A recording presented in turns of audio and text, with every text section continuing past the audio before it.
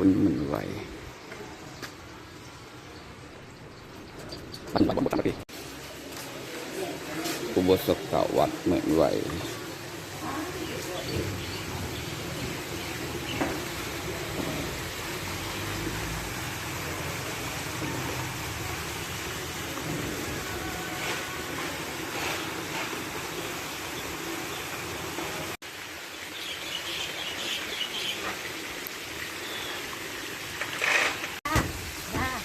กูเห็นเขาประตูนี่นะ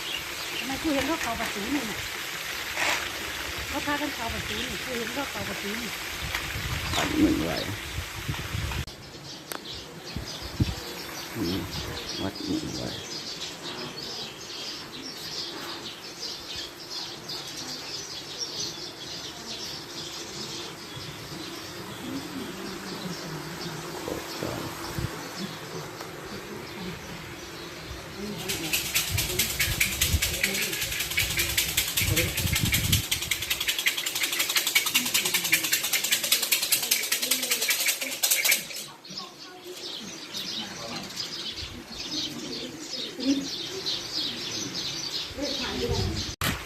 ภายนอกวัดเหมือนไหว